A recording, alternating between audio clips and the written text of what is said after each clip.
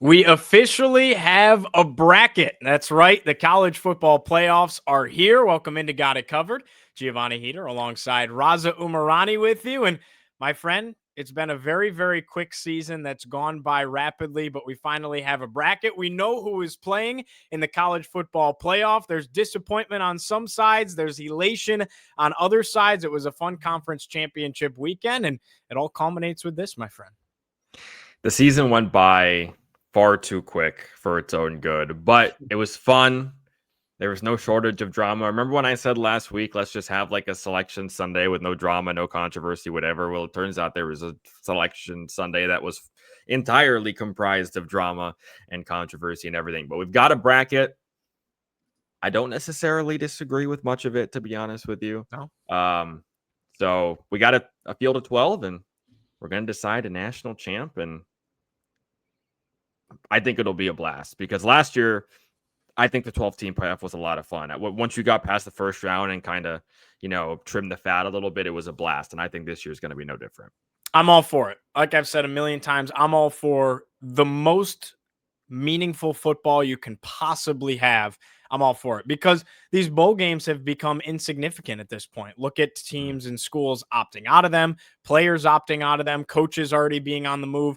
Bowl games really don't matter like they used to. So I'm for having as much meaningful football as humanly possible for as long as possible. And we get that with this format. I'd love to see it go to 16, add a couple more teams, and I think we have perfection. But regardless, I think the most meaningful football is exactly what the sport needs, and I'm all for it. Without further ado, let's take a peek at that bracket here. JMU's the 12 seed. They'll face Oregon on December 20th. A little surprising, Raza, I'll say, with not even necessarily the teams here, but some of the TV time slots that we have. Yes. I mean, you said it. I'm fine with Alabama, Oklahoma being on Friday night. I really thought it was a Saturday game through and through. I thought it had like 3:30 on Saturday written all over it. I thought maybe an Ole Miss Tulane or Oregon JMU made more sense on Friday night. What I'm really puzzled by, though, is how Miami Texas A&M isn't the primetime game on Saturday night. I think it's the most intriguing matchup. I also feel like a Alabama Oklahoma SEC matchup just kind of screams that 3:30 window.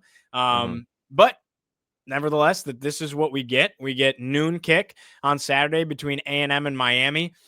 First round matchups. What do you like? What do you think about Miami in there over the Notre Dame Fighting Irish?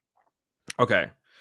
I'll start with the TV times because I have a very quick theory about this. Okay. The NFL has a double header on Saturday, the 20th of December, which those games start at 5 and 8:30. At 5 is Washington and Philadelphia, which is not a huge game, but like should have been big enough to drop. We don't got to talk about that right now. My I promise you. Don't get me started. But like people are going to watch, right? Especially because the Eagles will be fighting for a playoff spot, and NFC East. The 8:30 game is Packers Bears. That has the potential to be one of the more high viewership games of the season, especially because it could determine the NFC North champion on Saturday the 20th. So again, those games are at 5 and 8:30. And they just played this week. And it was a fantastic game. So 5 and 8:30 start times on Fox. I think what ESPN did, seeing that they're going to have a tough time competing against the NFL, unlike last year where the NFL games on the Saturday of the first round of the playoff weren't really that good compared to this year. I think they're like, all right, what are our two biggest games? The ones that don't involve Tulane and James Madison. So when are we going to play them? When no NFL football is on, Friday night and Saturday at noon. Otherwise, like if there's no NFL on that Saturday, I think A&M is 100% a night game. And I think that making JMU Oregon the night game is not as, they can put it under the guise of like, oh, it's because they're on the West Coast. Oregon's played a billion games at 3:30 Eastern, 12:30 local. You could have put that at 3:30. You could have put, the Tulane Ole Miss game at noon. Ole Miss has played a billion games at noon Eastern, 11 local. And then Miami Notre Dame easily fits into that Saturday night slot, especially because last year, Tennessee Ohio State was by far the biggest game of the first round. And when was that played? Prime time on Saturday. So I think this was a NFL related move. That's just my theory, though. No.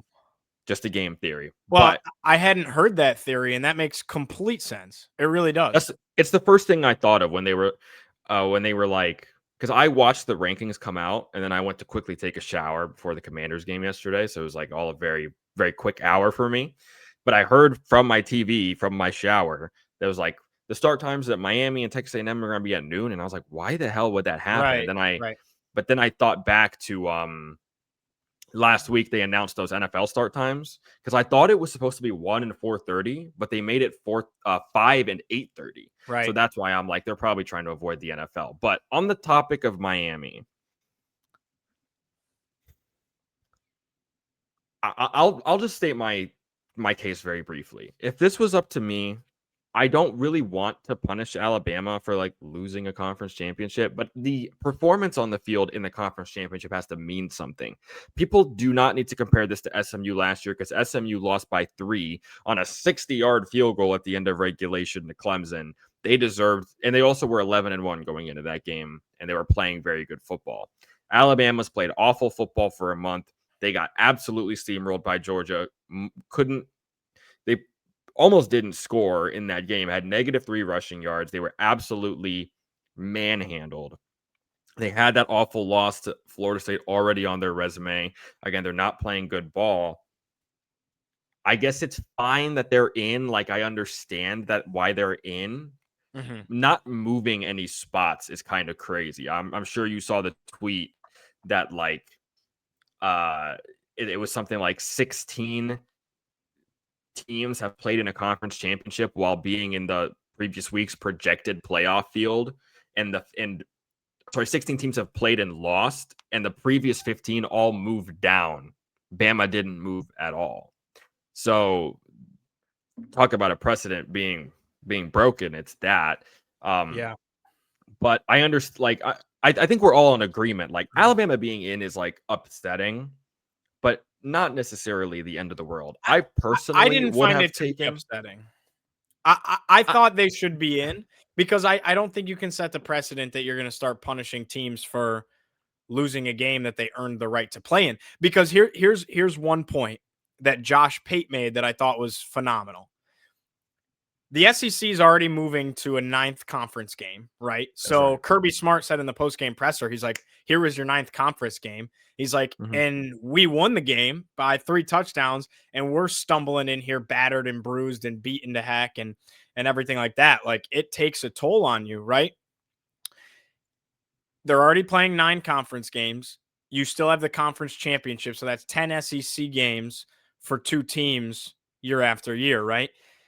If they left Alabama out, the SEC would immediately be like, we're not playing a conference championship game, because that would have shot themselves in the foot. I 1000% believe if they left Alabama out, the SEC, who thinks it runs the whole country, the SEC thinks that. Let's be real. The SEC thinks that they run the ship, right? And in some respects, they do. I think that the SEC would cease to play SEC championship games, and that would be a travesty. I really think so. I don't believe that you would be punishing a team for playing in a conference championship or losing a conference championship. I think you'd be punishing a team for getting crushed in a conference championship. They moved down BYU. They didn't have to do that, but they moved down BYU. And I know what the thought process is. Oh, well, they've already lost to that team. They already got blown out by Texas Tech once, then they got blown out by Texas Tech again. Whereas at least Bama beat this team earlier in the year, and like that is a valid point when comparing Alabama to BYU, but I don't believe in the punishing a team for like losing a conference championship because again, SMU didn't get punished last year. I believe that if you play in a conference championship and get demolished, like if Ohio State lost by 14 to Indiana, they probably would have been the 3 or maybe even the 4 and not the 2, but because they lost by the skin of their teeth, they're the 2 and not the 3 or the 4. But the more important part of this is the Miami Notre Dame equation, which funnily enough brings BYU can I interject back for in. just a second? Please.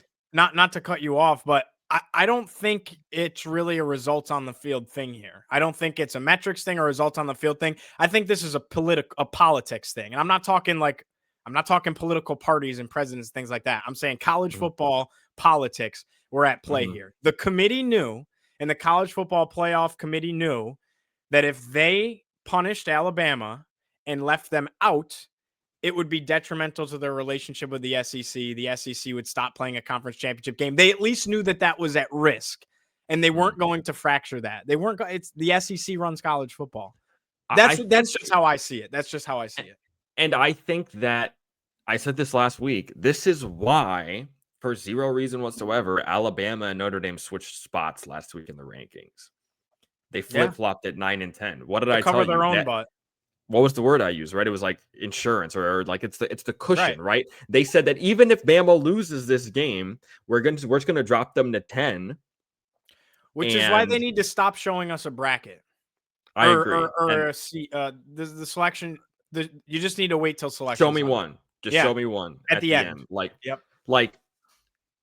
It's hard to compare it to like March Madness, but you know how like they have the one like top 16 seeds reveal in like February at like 6 weeks before selection Sunday. Like that's a little different because 68 teams make the field there.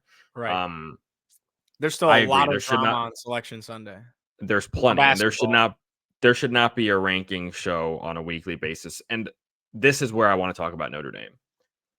I have no qualms whatsoever with Notre Dame being left out of the college football playoff. Zero. They played a 2-game schedule. They went 0-2. I don't care that they beat USC. Respectfully, I don't, because Miami beat them and Bama has wins that are better than that.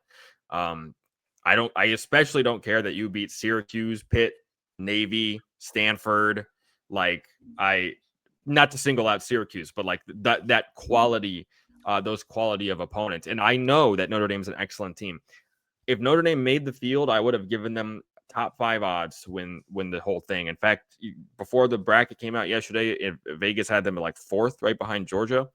I have no qualms with them not making it. But the problem I have is that this playoff committee did a horrendous job on a week-to-week basis. Like, if we had one show yesterday and it says Notre Dame's not in over Miami because they lost, no one has a problem with it. Right. The problem lies with the fact that when the first rankings came out, both teams had 2 losses. Both teams were like 6-2, 7-2. And they're like 8 spots apart. 8 spots above them. Yeah. And the gap shortened every single week, but every week in their projected field, Notre Dame was in every week without fail. And also above Miami every week without fail. Right. And then on the last day, you switched them. And neither team played. Neither team played. And nobody played that they played. And the reasoning they gave is just asinine to me. They say because BYU lost in the fashion that they did to the same team twice, they moved down. And they were 11, right? Notre Dame was 10. BYU was 11. Miami was 12. So they moved down. Miami moves up to 11. And then you have to compare Notre Dame and Miami at 10 and 11. And they say that's where head-to-head flipped them. Why are you only using head-to-head as a metric when the teams are right next to each other? I agree. When they have the same records. Right. And are you backtracking and saying you've been making a mistake for the last month by having Notre Dame in front of them this whole time? Like that's the only place where I feel sympathy for Notre Dame is literally this was a classic case of dangling the carrot in front of the pig. And, you know, like the pig is like, if you're right, it's like in Minecraft, you know, you ride a pig with a carrot. And that's how you make the pig move is the pig's trying to get the carrot. And then the pig's never going to get the carrot. Like you literally dangled this in front of Notre Dame for a month saying that like, you're going to be fine. You're going to be safe, whatever. And so you're telling me if BYU lost by 3, Notre Dame would have made the playoff? Really? No. That's the biggest problem. The explanation from the committee has been horrendous week after week too. Yes. So let me ask you a question. Yeah. And we've only like, I know like you've really started like tapping into this stuff in recent years. Like I've always had beef with the playoff committee ever since like they left out Ohio State in 2017, honestly. But it's a different committee year over year. This is the worst playoff committee I think we've ever had. I want to say that they got dealt a bit of a bad hand because the chair stepped down midway through the season. But the explanations they gave on a week-to-week basis, and I give a ton of credit to Reese Davis at ESPN for really digging in yesterday, because he was like, you guys really biffed this whole thing from start to finish. Like,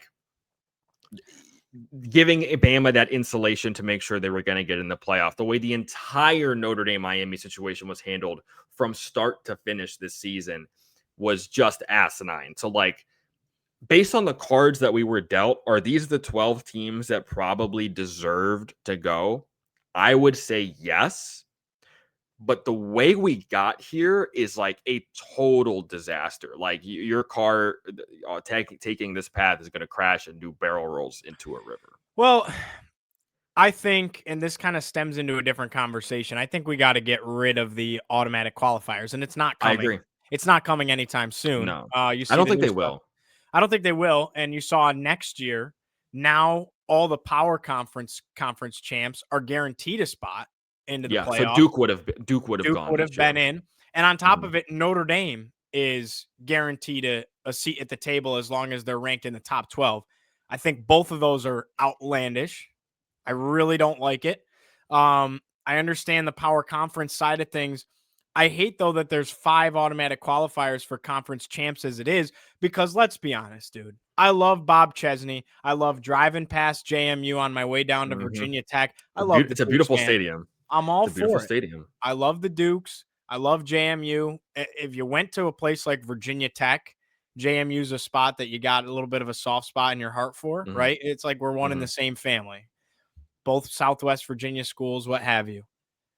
Notre Dame would murder James Madison if they played. No question. So it's dude, you want to play the 12 best teams. JMU's in because an automatic qualifier, and I love the Dukes, dude. But if we want to have the 12 best teams, Tulane shouldn't be in there either. Like, let's just be honest. Like, okay, we got to give the group of 5 one team so that they have it. Fine, whatever. Then it should be Tulane. But like, and I really don't like Notre Dame, just like the rest of anybody else. The way that they've handled this, we're not going to play in a bowl game.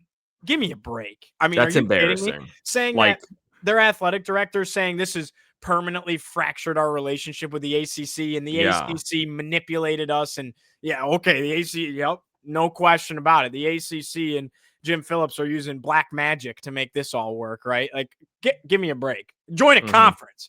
Join a conference. Why don't you get to play in the ACC for real, like you do in every other sport, instead of pretending every other sport? Well, we're members of the ACC in literally every sport but football. Like, I get it. I don't blame Notre Dame. They haven't made on a tee, and this is stuff that's existed, their deal with NBC, for 40 years. I don't blame them for a second. If it was our school that was in that position, you wouldn't switch it up either, right? It's incredibly lucrative, but you can't complain about it when this is how it bites you, is my argument. The way they've handled it has been diabolical.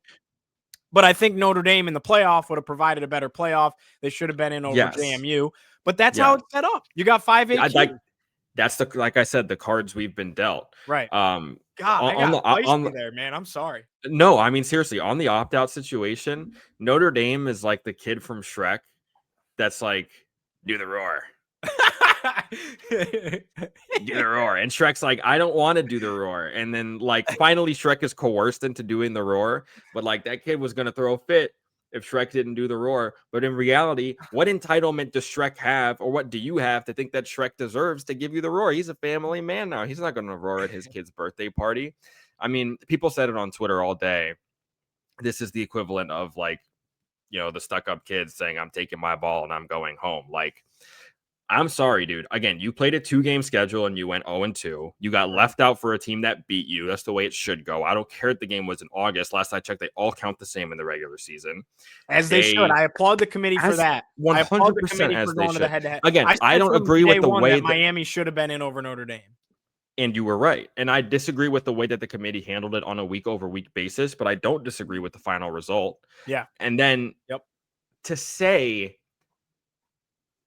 like, you talk about the AD. The AD tells, Jen Leda yesterday, like, oh, this is a farce. And then today, this morning, is like, our relationship with the ACC is ruined forever. Like, sure thing, pal. And to opt out of a bowl game, I think is awful for 2 reasons. One, what kind of an example are you setting for your kids? Like, when things don't go your way, you're going to quit? And what if I'm a 7th-year COVID senior on that team and I'm thinking, man, we didn't make the playoff, but at least I get to close out my career with 3 weeks worth of practices with my guys, and then we go down to Florida and play BYU and get to really prove to the committee why we should have been in? Or Marcus Freeman steps in the room and says, yeah, guys, we're not playing. To my 7th-year senior, sorry, bro, your last game was that 42-point win over Stanford that you sat out the second half of. And you didn't think it was going to be your last game. Right? You never thought it was going to be your last game. So what kind of example are you setting for your? I'm Marcus Freeman. I have beef with you already as is, but that is shameful. That is truly shameful. And the other thing is, it sets a very dangerous precedent on a national landscape, because what happens if next year Bama's in this situation again and they get left out this time, assuming we stay at 12, which is not going to happen. And they're like, yeah, we're not playing in a bowl game. Like, what? Texas has beef to not be in the playoff. Technically, if you're talking about the 12 best teams, Sark was so adamant when they beat Texas A&M they should be a playoff team. They're still going to play in the freaking whatever bowl against Michigan. Like, even Manny Diaz thought they had a shot.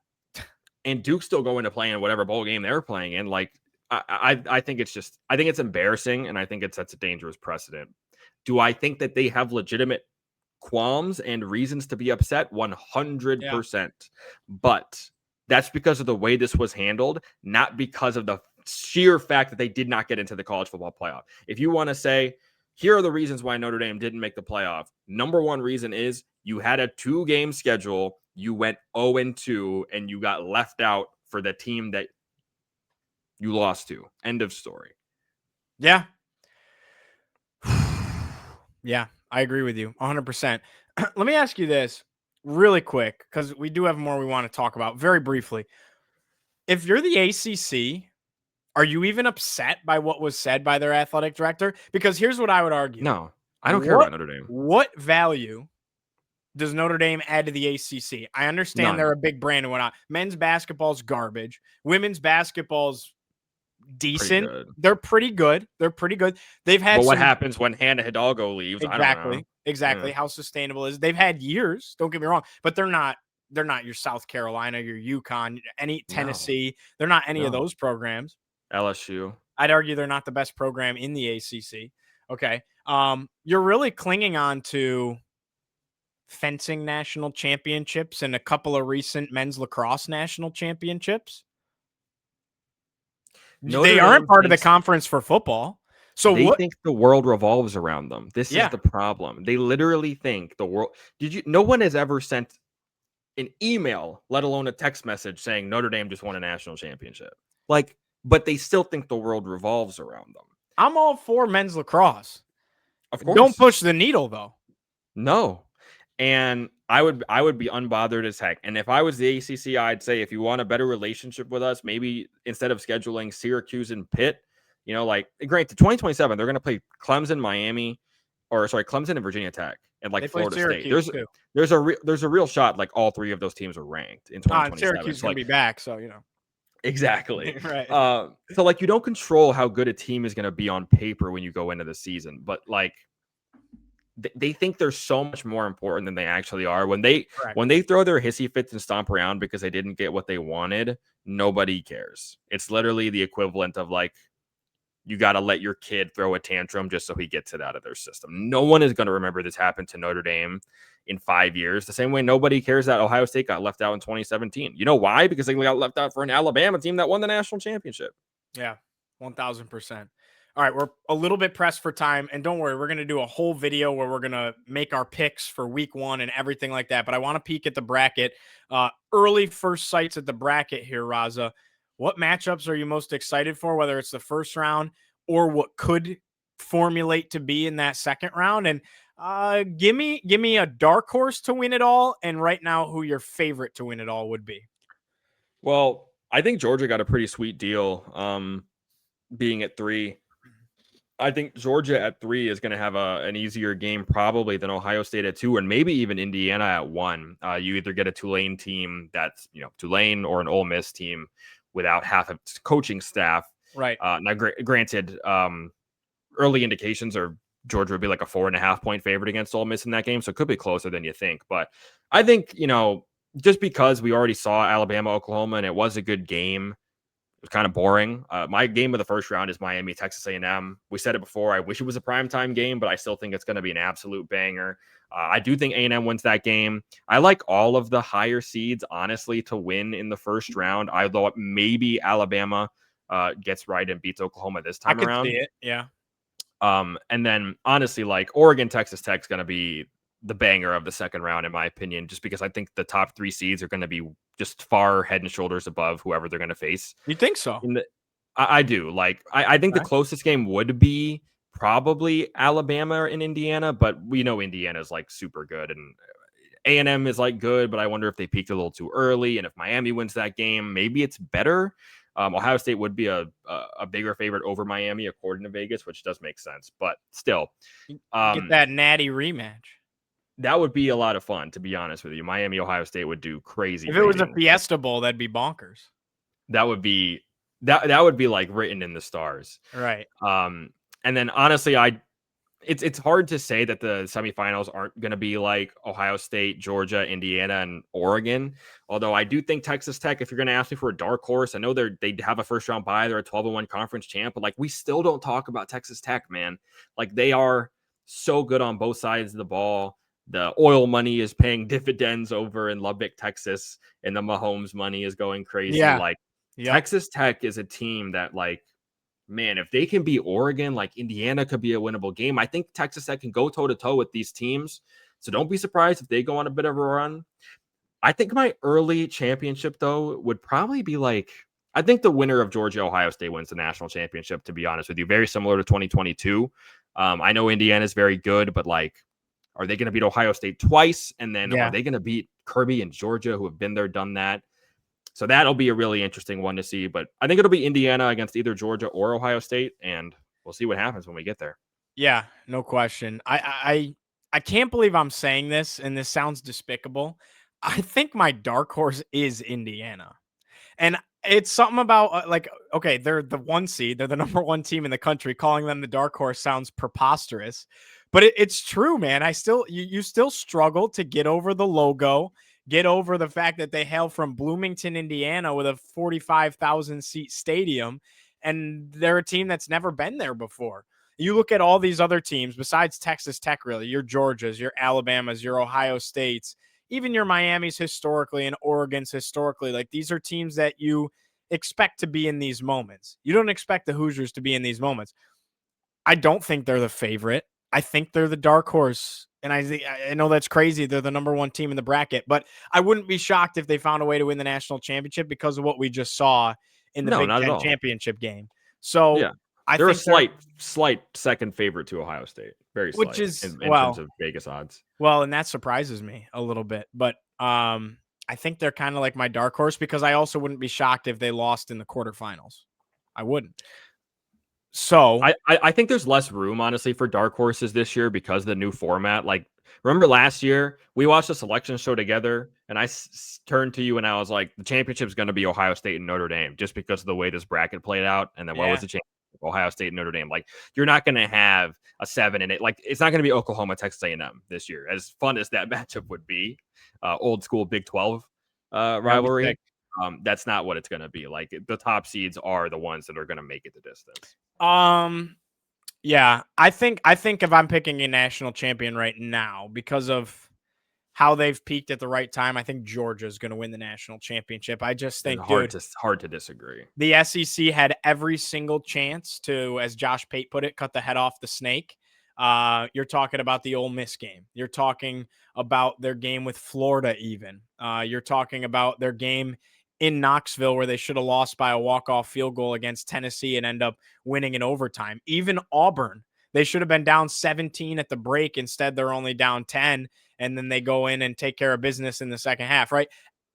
They had so many chances to falter, and they didn't. And to your point, Raza, you said, I'm going to give you the credit on this, of course. They're the Kansas City Chiefs, dude. Mm-hmm. You can't kill them. They just keep coming back, right? They have the guts of a national championship team. They're playing the best football they've played all year right now. You saw it on Saturday in the SEC championship game. I think if anybody's really striking while the iron's hot, it's Kirby and Georgia. And on top of it, they are the best program, not team, program in college football. Programs win championships. Right. So I'm going with Kirby and the boys to win the national championship. If I'm saying another dark horse, since I guess it's a little ridiculous to say Indiana, when the puzzle is put together the right way and he's not playing like a sophomore, because he is only a sophomore, and said he's returning, which is pretty awesome. I do think these boys have a slight shot to stir the pot with just about anybody. More than slight. Dude, playing Ohio State would not be easy, but no. But actually, I think they match up kind of well against Ohio State. I don't like the Miami matchup for them, to be quite honest with you. I think there's a real chance Miami wins that game. I think there's a shot Miami wins the game. The reason I like the matchup is because I think it's going to be, I think it's a shootout type of a game. And yeah, I do. Well, because both teams can score points, especially the way Miami scored points the last like 2-3 weeks of the season. True. Even though they've both had moments of being horrendous at times, like the first half against South Carolina, I actually trust Marcel Reed to win a game more than I do Carson Beck, mostly because of what he can do in different ways. Like that 4th down against South Carolina to keep the game alive early in the second half. It's like 4th and 12, and he pulls a Josh Allen and scrambles for the first down. Like Carson Beck ain't doing that. Carson Beck's going to have to step back and throw it. And sometimes when Carson Beck steps back and throw it, particularly when he's forced to make a play, the other team catches it. So correct. So and it's at Kyle Field. The place is going to be insane. Even at noon, it's going to be rocking. Even at noon, I was at a noon game there, and granted I hadn't been there before, but it was unlike anything I'd ever seen. So yeah, it's crazy. Give me my new place of employment to be a possible dark horse. I like it. Dude, I think this was the most spirited conversation we've ever had. That's what Selection Sunday brings out. I mean, like last year there was really no drama like this, but like I don't know, I'm really upset with Notre Dame. I think they need to do some soul searching. Yeah, like it's your fault, bro. Your fault. Don't blame me. Don't hate me because I'm beautiful. Exactly. Where can the people find us, my friend? I got it covered on all social media platforms. I got it covered FB, I should say. Got it covered FB on all social media platforms with plenty of playoff content coming your way. And now that college football is going to have a quiet couple of weeks, watch out for the NFL content coming your way as that ramps up towards the playoff push. Even though I hate the NFL with a burning passion right now, will be coming your way. So stay tuned. Chiefs stink. Go Bills.